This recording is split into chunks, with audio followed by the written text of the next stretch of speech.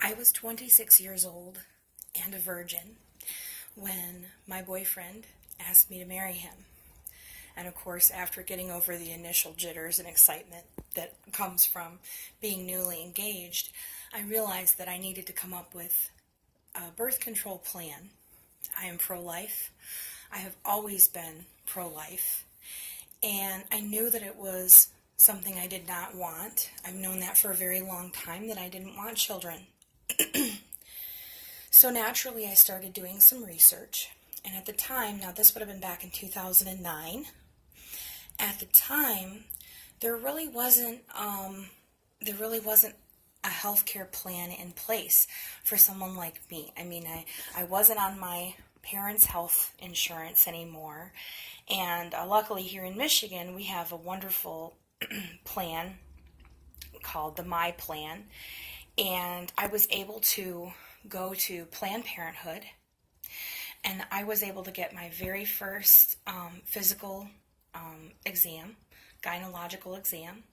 I was introduced to a wide range of options for birth control, and I was able to pick one that I felt would work best for me. And I had a wonderful medical team that was there at any moment of any time of any day to talk to me if I, was feeling that it wasn't working or that I needed to try something else. So, as a pro-life Christian woman who believes that life begins at conception, and this is for myself, what I found interesting is that the pregnancy care centers in the area, none of them would take me in. None of them would help me. In fact, they don't have nursing staff. They don't have medical professionals. And their information that they're spreading it's dubious at best. So my only option as an unmarried Christian pro-life woman with no health care, no health insurance, was to go to Planned Parenthood so that I could continue to be pro-life. Now, after that, I decided to get a tubal ligation. I had been trying for several years and convincing a lot of different doctors that I wanted this and that I had always felt child-free. I knew that I didn't want any kids. And it took me almost 10 years to convince someone to tie my tubes. And I guess my question is this, to my fellow pro-lifers out there, and again, personally, for myself, I am pro-life.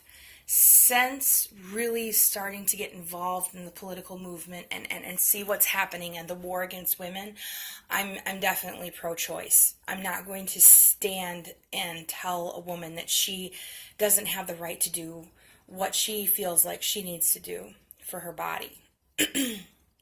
And I also feel like it's important to mention that under the Obama administration, we saw the lowest abortion rates in decades. So I find that very interesting.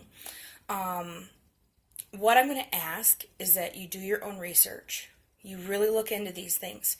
And you question yourself as a pro-life individual who rails against a society that says that women should be able to do what they need to do for their own health and well-being.